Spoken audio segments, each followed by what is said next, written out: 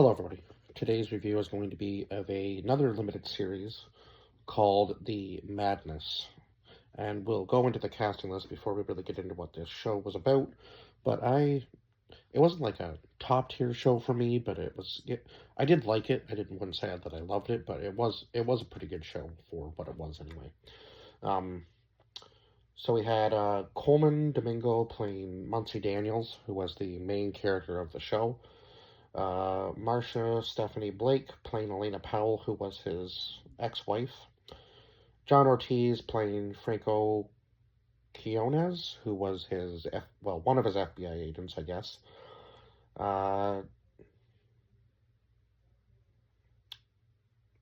Tamsin Topolsky playing Lucy Simon, who was, I guess the other girl who kind of got sucked into the whole situation that happens in the show.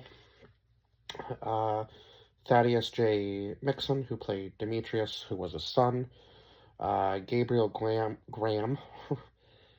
Gabriella Graham, maybe that's how you pronounce that. Played Callie, who I'm pretty sure it was his daughter.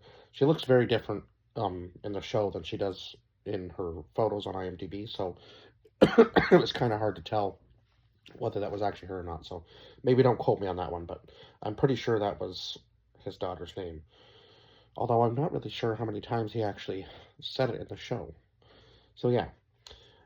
Dean Cole, who played QC Dupree, who I believe was it was either his best friend or his lawyer. See, I'm having a hard time remembering exactly who he was because he wasn't in as many episodes as some of the other people. He just kind of appeared in a lot of the episodes at like some of the most key moments, but I can't remember from the first episode whether it was his lawyer or his friend. So it was one of the two.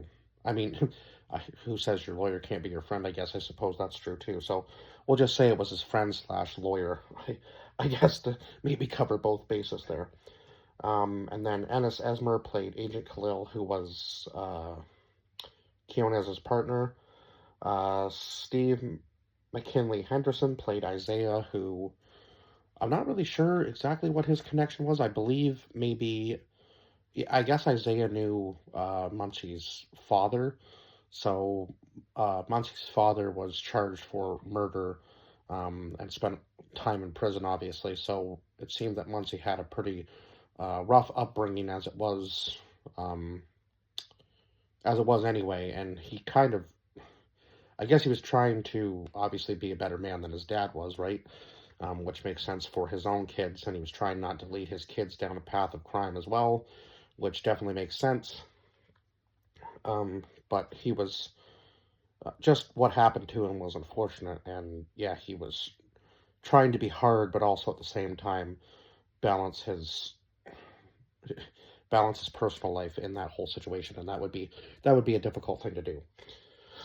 Allison Wright played Julia Jane, who was the assassin that was after Muncie the entire show, or at least for the better part of the last half of the show anyway, that's for sure.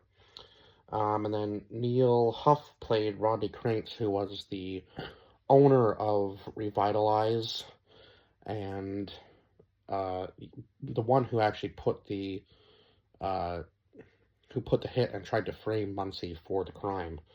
And then we had Stu Magnuson, who was originally, I guess, Muncie's first suspect as to who had framed him, and it turns out he was quite wrong because this thing just keeps going, kind of like this Don Sloss Jr. character who was part of this other group was all of a sudden hired by Julia Jane to take out Stu Magnuson and so on and so forth. It was just a huge mess. Like, they were tying up, obviously, Rodney Krantz was tying up all his loose ends, right? And the one loose end that he could never seem to get was Muncie. But, I mean, he was framing him for the crime of killing Mark Simon, who I guess was part of a white supremacy group. If I'm putting the pieces there together properly, I believe he was part of the white supremacy group, and then one of the guys that they go to arrest from that group at the very end of the show um, ends up getting away and killing Rodney Krantz for obviously, obviously being the one that actually had killed uh, um, who had actually killed Mark Simon. My bad. And yeah, that was quite a brutal murder. Like they chopped them up into pieces. So I'm not exactly sure why they were trying to do that. I guess maybe because it seemed that Mark had some sort of ties with Revitalize, and then betrayed what those were in some sense, and then he was killed for what he had done. Now, I guess he wasn't careful enough, obviously, in whatever he was trying to do. Um, and yeah, just unfortunately gets murdered for it, and then we get the story of obviously Muncie being framed and having to go through what he went through, obviously being always paranoid about what's coming at him next, and uh, yeah, having his face plastered all over, all over the TV, and then having to uh, stay in the shadows essentially and hide anywhere he could. At one point, he even tries to flee the country, but the voices in his head, I guess, tell him that it seems to be that that's his case. He always runs from the danger, and he says, "Well, you know, enough's enough. I have to face it head on." And then they try to pin this whole thing on Julia Jane as the one that committed all the murders, which Muncie obviously believed wasn't true. So he calls out Rodney Krantz right on TV on CNN and like plays it all out for everybody. And then, of course, Rodney comes back with his little statement. And then at the end of the show, they actually meet face to face.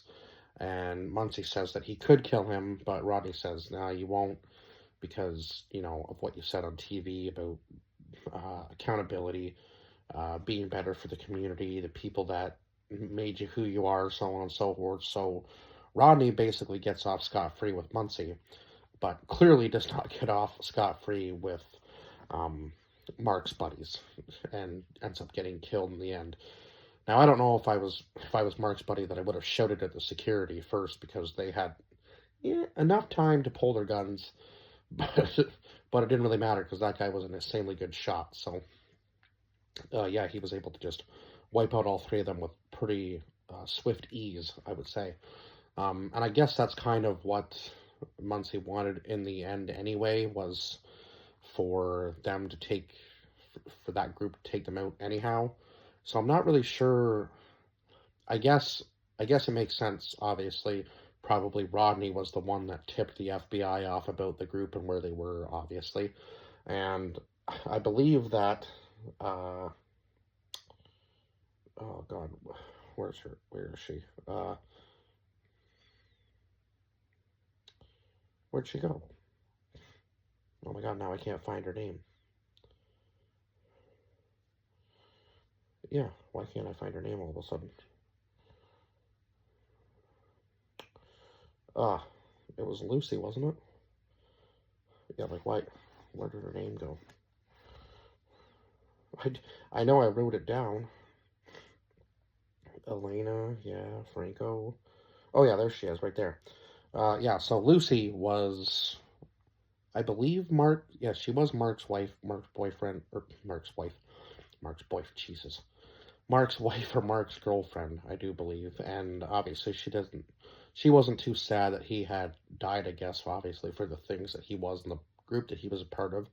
Now she tries to get back into the group because she is also being framed for his murder. But I guess that, or maybe she did, maybe she did care and she was trying to get back as part of the group to find out who had actually killed her husband. And she says that she was partly to blame, obviously, because Julia Jane came to her door, disguised as FBI, asking where Mark was. And then, yeah, she kind of gave a pistolcation, and then obviously he gets killed, right? So, yeah, we kind of see all of that unfold. So, yeah, I'm not really sure, because at the very end of the show, Lucy is traveling away from all of the group and everything else. So it didn't really seem like she fit in though with that group. Like she was kind of seemed like she felt like she was in danger even within the group. So yeah, I'm kind of confused as to why she even decided to go back. I guess maybe to find out who her husband's killer was. It seemed kind of confusing. Maybe I think maybe down the road I will go back and watch the show again because I feel like there's something I'm missing there, but I'm not quite sure exactly what it is.